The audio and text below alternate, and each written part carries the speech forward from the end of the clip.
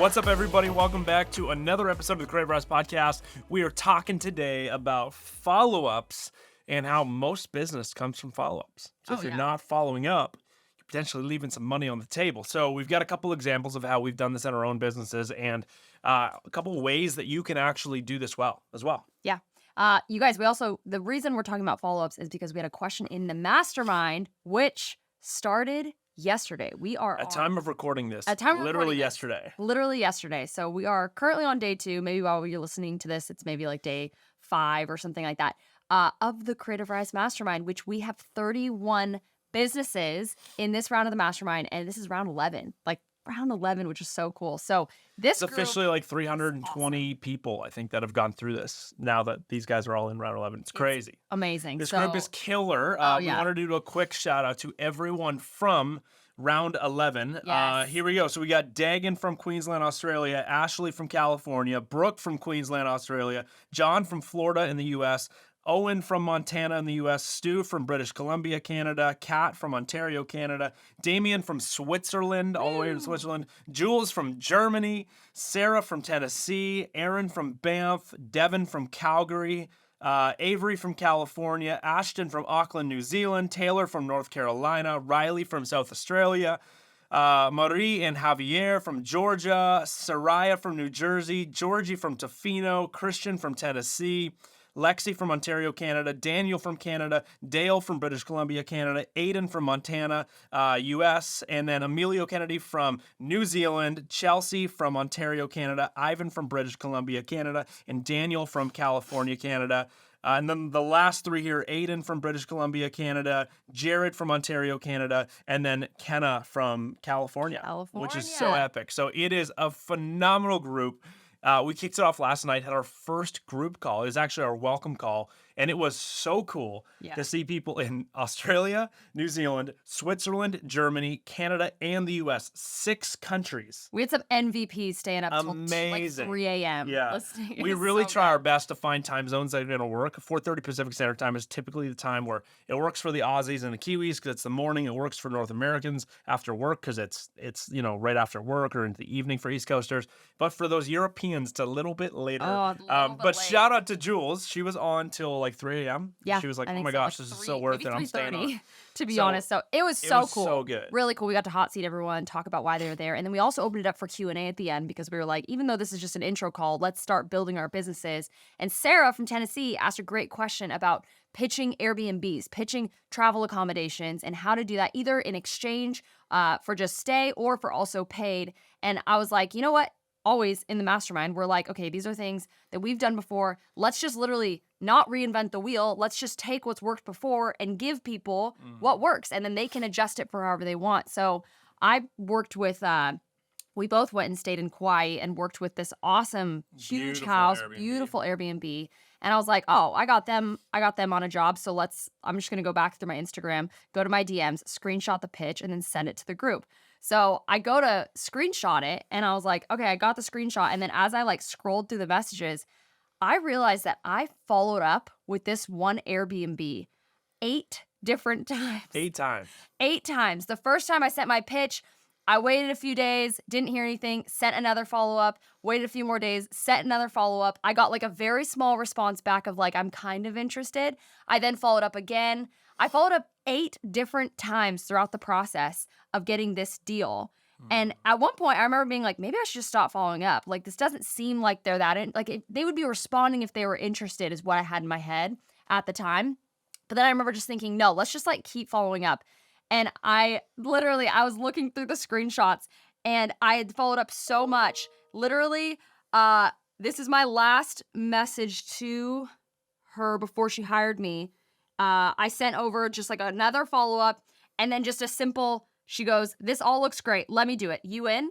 It was just the most comical. Of course I'm in. I've been following up with you for 8 times. Such a comical response to all of these follow-ups, but it is true. People are busy, and I would say in my career, 80% of the jobs I've landed have come from follow-ups, which means if you're not following up, You're leaving money on the You're table. leaving you could be leaving 80% of your money on the Yeah. table. So you guys, the power of follow-ups is so real. And I remember dropping all of this. I dropped not only the pitch, but then all of the follow-ups I did in the group chat and just said, hey, you guys, like, this is just a prime example. Follow-ups are everything. And it was so cool because people were responding going, like I always feel annoying or needy doing follow-ups, but I think I need to ditch that stigma. And I'm like, absolutely. Because here's the thing. It feels needy and desperate if your pitch is all about you.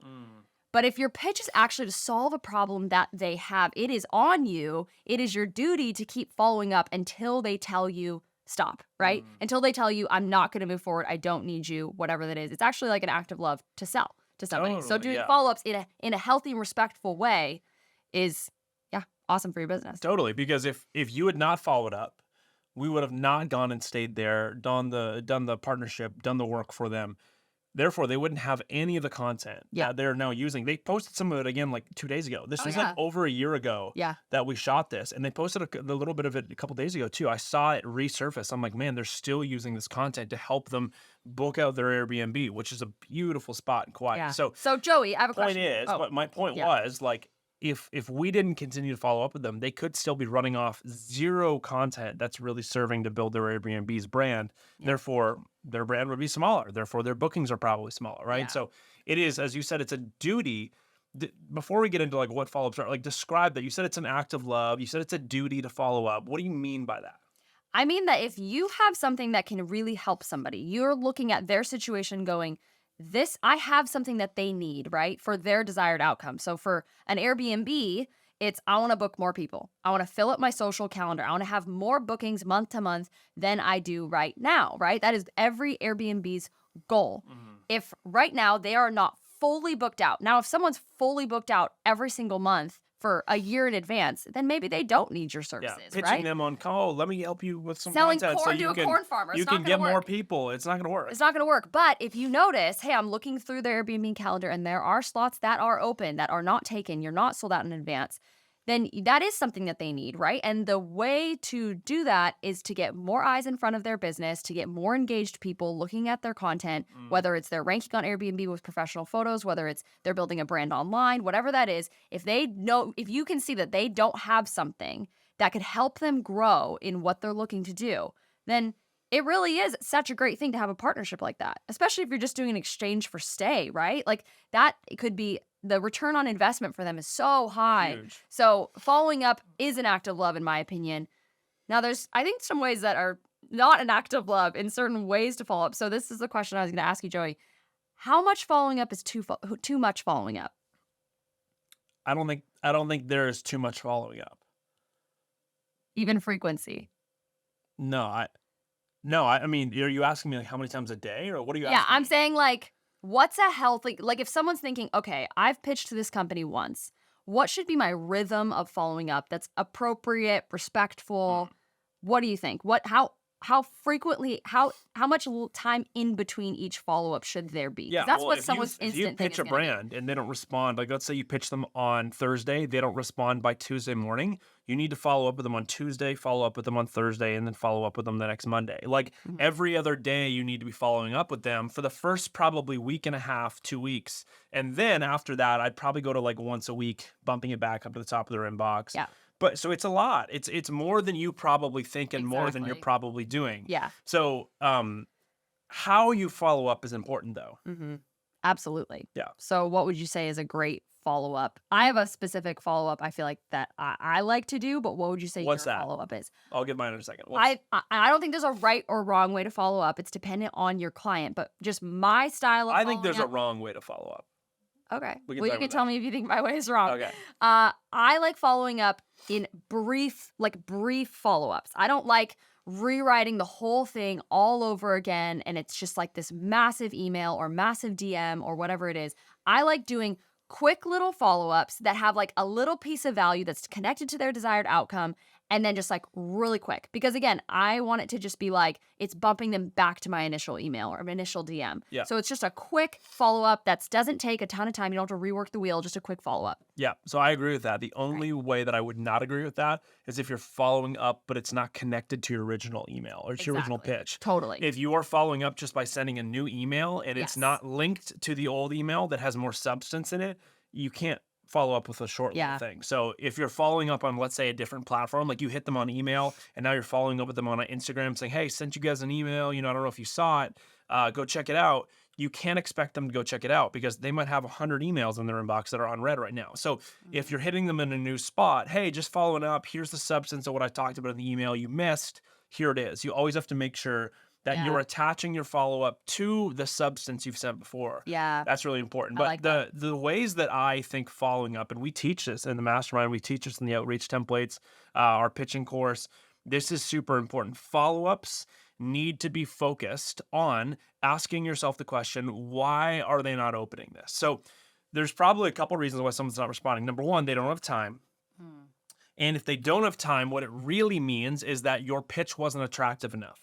If they see something they really like, everyone will find 3 or 4 minutes to respond to you via email or via Instagram, via DM, right? So if you think they don't have time, oh, they must be busy, it's probably because your pitch didn't cut through the noise enough, which means you might have pitched yourself too much rather than pitching concepts and ideas that are going to help them, pitching a solution that's going to help them.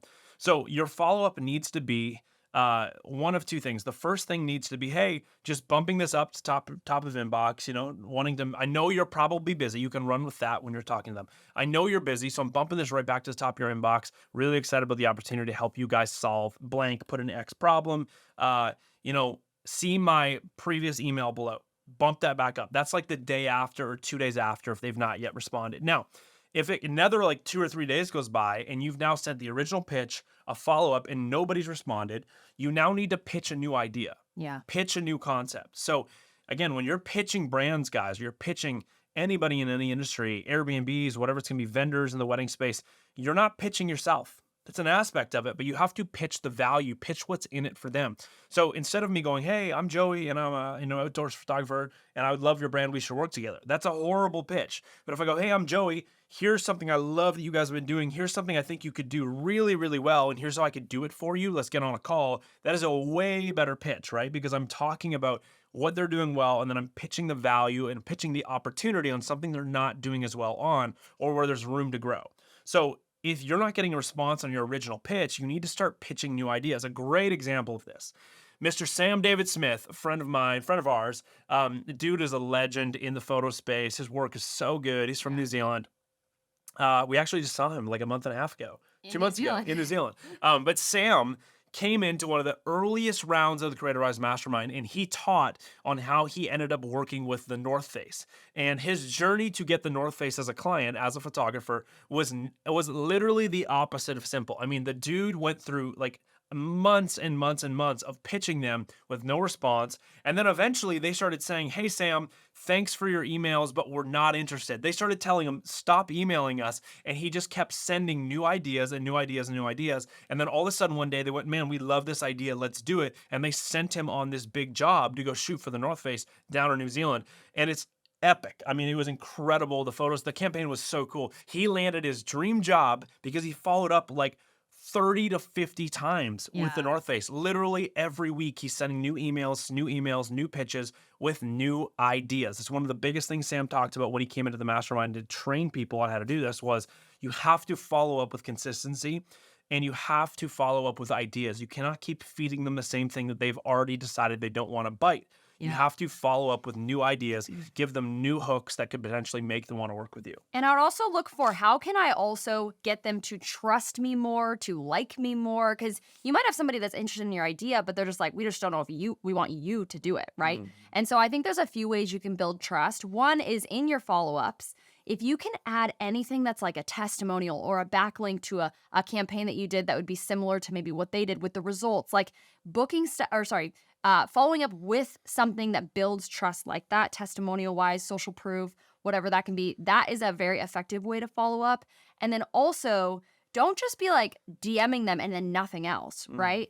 DM them, email them, but then go and comment on their posts that they're doing. Throw them up on your story and tag them, shouting them out. Give some like positive investment into their brand and what they're doing. Because if you say that you care about their brand so much, helping them build their brand, show it by actually going and increasing their engagement of their brand, right? If you say that you care so much, but then you don't even engage, you don't even follow them, that's just going to fall on flat ears, right? They're just going to be like, oh, this person doesn't actually care about us. So you can also go and give value where you can during your follow-ups, or even you can comment back on stories being like, oh, this is so sick. What if you did something like this? Like, even if you just give free value that way, it just encourages people to know, like, and trust you more and want to hire you. Yeah, you got to be all over their stuff.